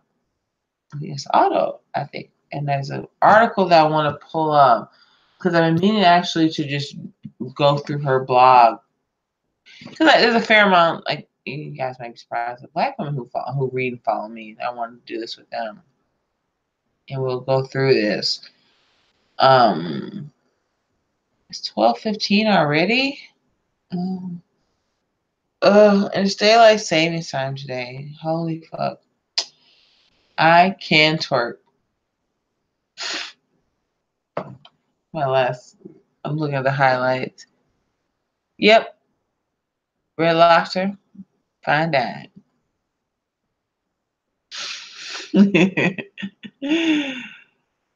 Oh, nice. The waiting tables, baby. That's what you do. Like it's an interesting, like kind of life. It teaches you a lot of things. Particularly if you're like late teens, early 20s. You know, it gives you kind of like a way to interact with people and see things in the world.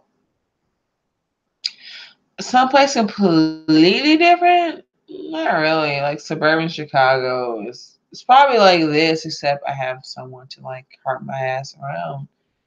And a little bit more public transit to get around in the interim. Yeah, those cheddar biscuits, man. There's like a you can I think they sell them in like a box now. You can like buy, you know, them things.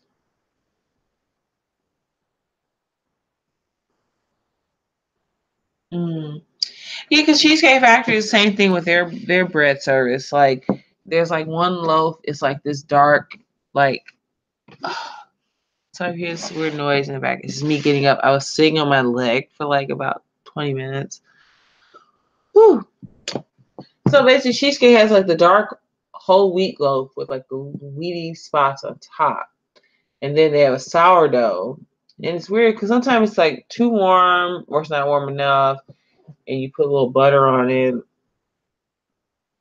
And it's like their thing with the little tabs of butter on the side. And I do miss bread. Actually, no, I had a little bit of bread yesterday. So I took out a coworker to like an early dinner.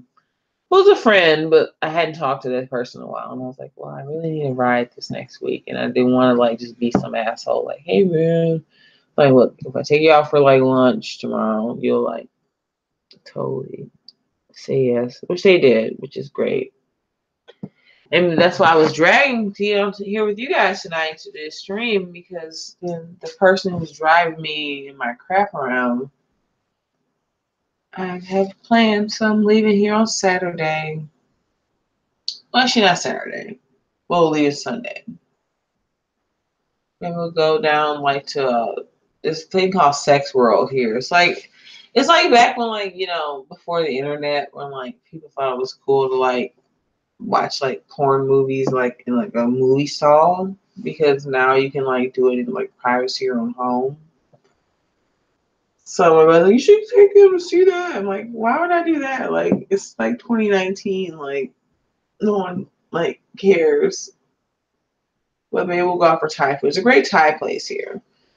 So that's actually one of the earlier memories when I used to visit here in college. Maybe we'll go get some Thai food on one day.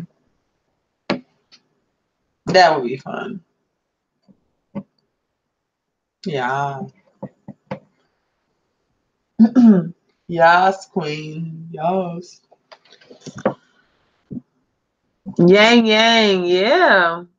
I'm I'm stuck between the is this ironic? Is it great? Is it good? I mean, it is what it is with Yang Yang. Because apparently, actually, I was gonna retweet this out earlier, but I didn't. John Harris. Like I think it's probably already hidden the other channel, so I didn't really want to add too much, you know, noise to the thing. But no, well, so apparently they're getting feedback up through his channels, and he's like, I unequivocally denounce alt-right and this and that and the third. So I mean, the Yang Yang thing's fun. Like I'm on Twitter, and I've been like retweeting some people in regards to it. He's kind of it is what it is at this turning point. We don't know where this whole trajectory is going to go. So it's kind of like, I'll be Yang Yang for $1,000 for some dank memes. Why not? It's fun. That's all I can say. It's fun. It's great. Some people I like are doing it, so I'm like, yeah, we'll take $1,000. Well, more accurately, the promise of $1,000 plus some funny memes. Old school Chicago steakhouses, Chop House, Gene and Giorgetti, Gibson's, Original Morton's. Yeah, because I was I was at a place because actually it's like a year ago. I was like, I think I was coming in or out, and it made more sense to stay in near O'Hare for the night. And there's a McCormick and Schmick's on site in one of the hotels there. And I was like, oh, okay. So I did that. And I know there's a Gibson Morris down the street, but it was just so close. Like you just walk across the parking lot and you were there. And I was like, oh, okay. So I seen them doing that. But like, yeah, I need to do one of the old school Chicago ones too. Morton's, I've had a lot of people say Morton and Gibsons are pretty cool. So now moving back down to those parts, I gotta get in with the Chirac locals do. Here, I'll put this in the chat for posterity. For the sake, you can hear me, that we Yang Gang. We gotta get him to like, disavow. Because apparently he already disavowed though, partially, or some of his staff did because they see what's going on. But the funny thing is, like, they can't not know this. It's probably just a little bit of a trick. So you go on Tucker Carlson and you kind of mention with the opioid crisis, and then you walk it back. It's like what's that dance you do? Like, only step in the name of love. R. Kelly. Oh God. I was gonna talk about that on the channel. I was like, well, everybody gonna beat me to it. There's really not much to say. I mean, what are you gonna say? So the Yang Gang, I think it's funny, it's interesting, it's cool. If everybody has some place to push their angst, this whole Trump disappointment. But the funny thing is, like, I mentioned to someone the scene before. Let me. I owe this person, this blog, a good plug because they've been nothing but amazing. So let me see if I can. Sorry, I'm not on the chat or anything else. So you wanna sorry, I'm like babbling. Hey, guys, dirt.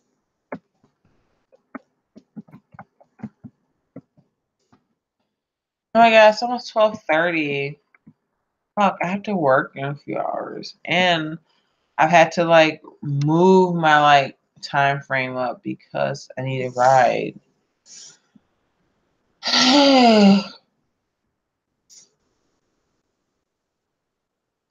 Look, I have to go way far back to go find the original post, which I'm not gonna do because it's probably from like about a year ago. So I have to go way too far back.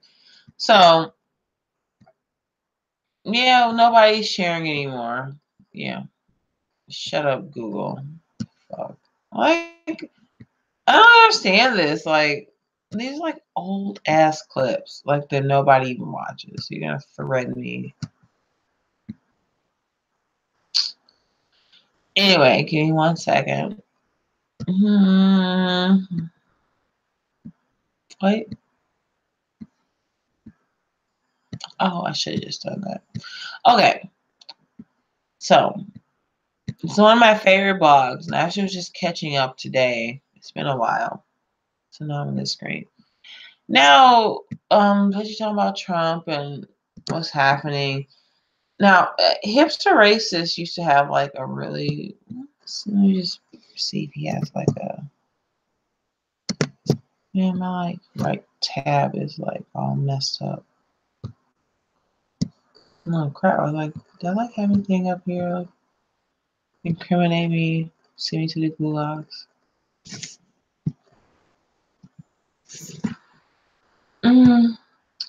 Anyway, there's enough here. Maybe I'll probably go back eventually, because this will be actually really fun because it's one of my favorite blogs that has made a lot of sense to me. So even today, like on Auto Stream, like I heard James said, like, American Renaissance and stuff. Black people don't like Paul Kersey. So I was like, like what's the thing? I mean, if you want to answer, you can. Like, I should like know this now. Like, what do they call the Pentateuch? Yeah, I'm like probably really goofing out. The original 5 books, like the Bible. The first 5 things that define everything going forward. If I had to put like a 5 together, those 2 plus this one would be the third. They're just things that like really help give me like a way of thinking, a way of being. What was this? President back hard TV pundit. Oh yeah, this is on Drudge today, and I like saw it. Whatever Trump you done, you don't come for Queen Anne, bitch. Mm-mm. Nope. Unfollowed Trump yesterday. It was actually like last night. So like I was like doing my thing, and I was like, oh, time to babysit. And then like I was like surfing through Twitter. I'm like, oh, we real done. Anyway, so I'll see that there. ArianSkynet.wordpress.com. You know, there's like maybe 2 of these guys that kind of work this together. I follow like Hipster Racist got banned from Twitter. I just think he's on Gab. He may or may not be, but here I'll do a plug because if I can find it, because he deserves it. It's a funny name on Twitter, which I'm not sure if I can like pull the way I want to pull it. Great.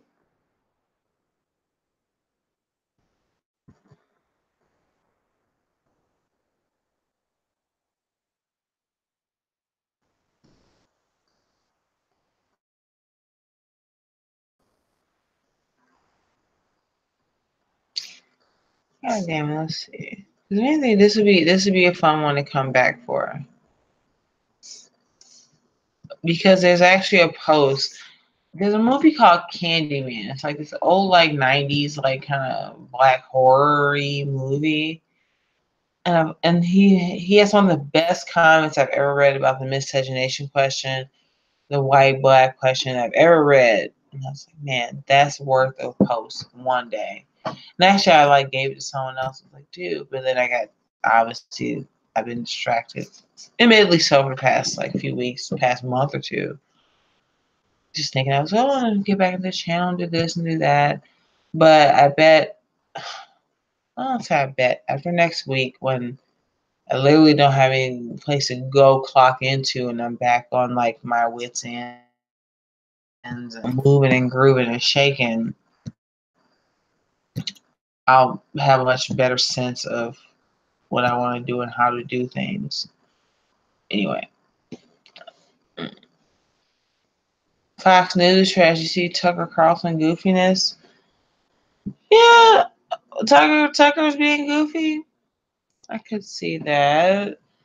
It's weird. Like it's funny watching Tucker become like it's weird. I thought about covering the R. Kelly thing to a degree because the first season of the Boondocks, there's actually like this caricature of Tucker Carlson with the bow tie back when he was Mister, whatever guy, and I was like, oh man, that was Tucker way back when in the day. Candyman. Yeah, I know it's just too far back in their like repertoire. I would totally pull it up, but anyway, yeah. Anything's going. That's interesting because that was kind of the theory around why they got rid of like Ailes and O'Reilly, who's like sitting in his like living room. Like he's done a good job with like the money and stuff going on. I don't know. I mean, if Tucker goes, well, it's just then it becomes Fox and Boomer News.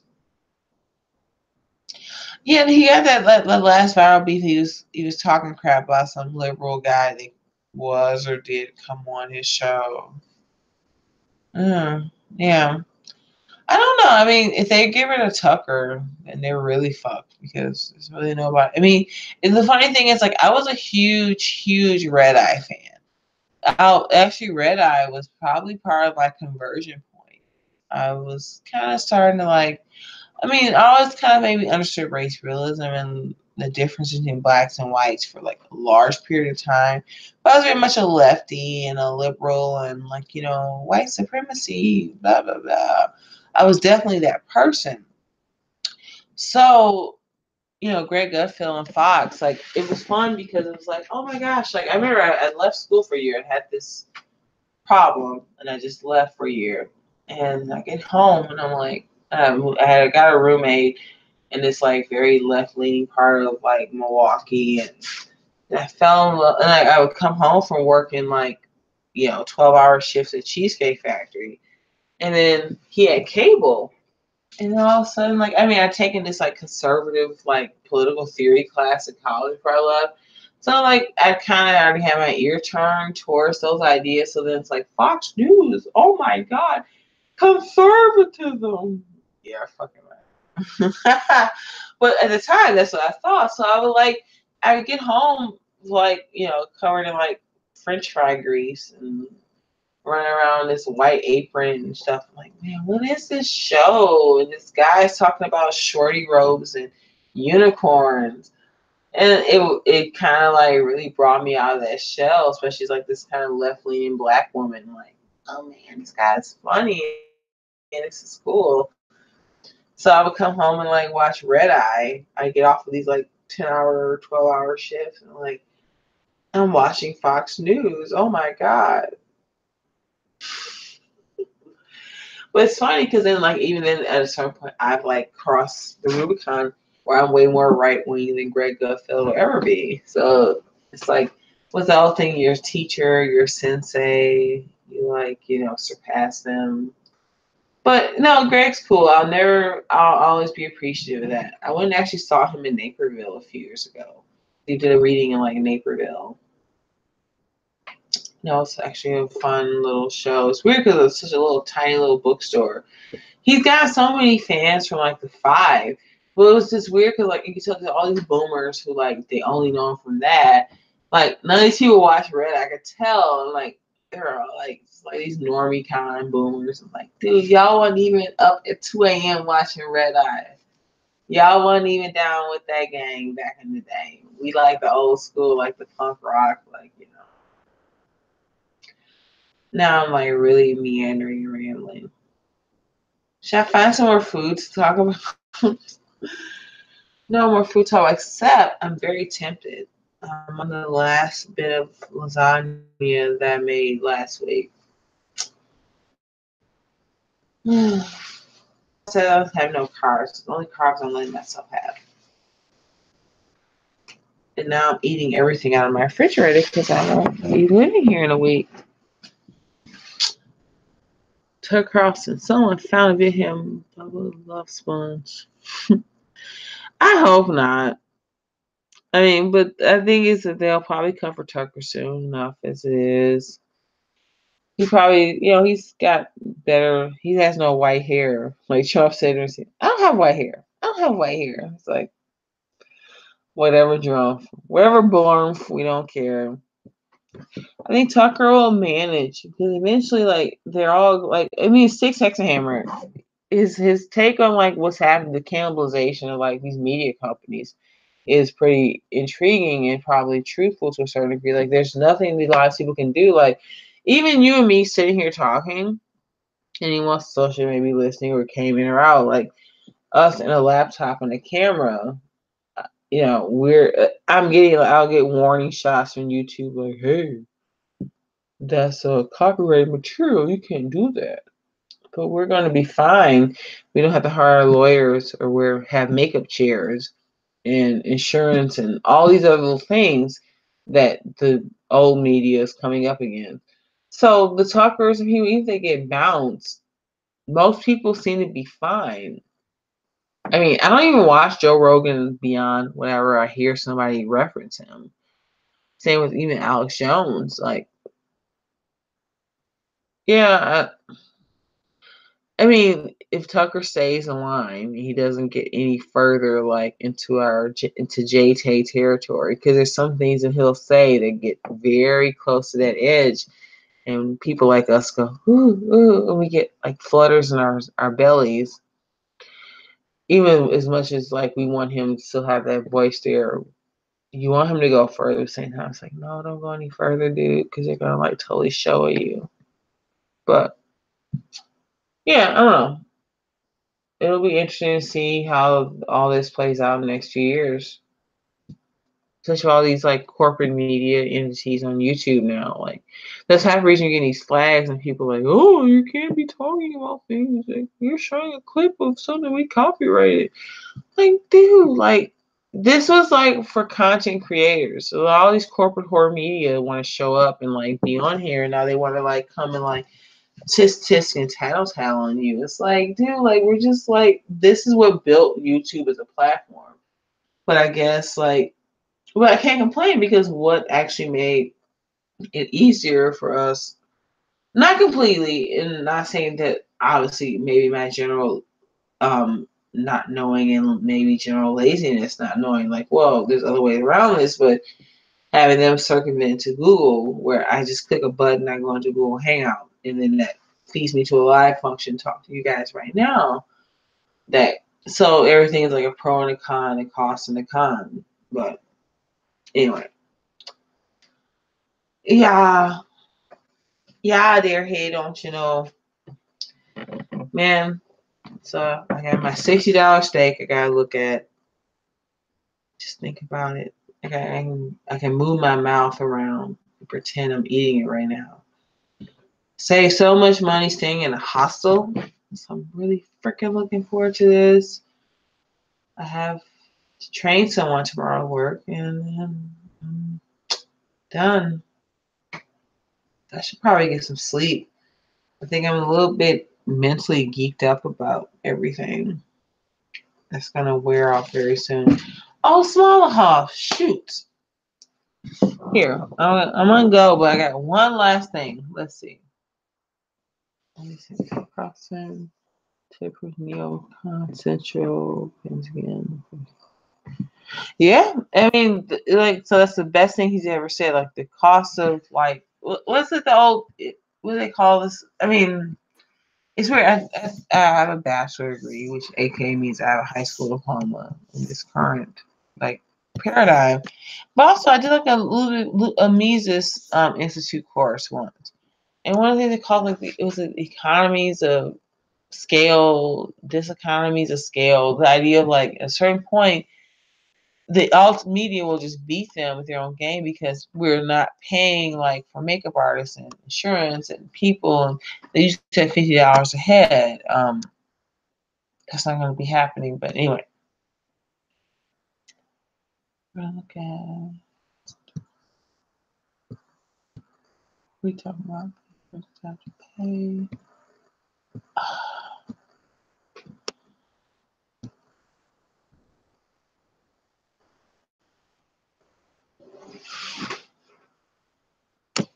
Yeah.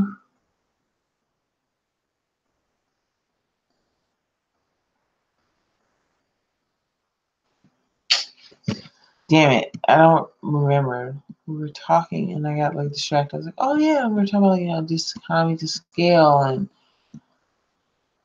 what's gonna happen. Shoot. I'm gonna have to come back. If I remember in half an hour, I'll come back on and be like, hey y'all, look at this shit. But in the interim, I think that's it for me tonight because I have to go work and now I'm actually going to work a lot earlier than I used to because I don't want to spend any more money taking Lyft or Uber. So it looks like Beaker, bless,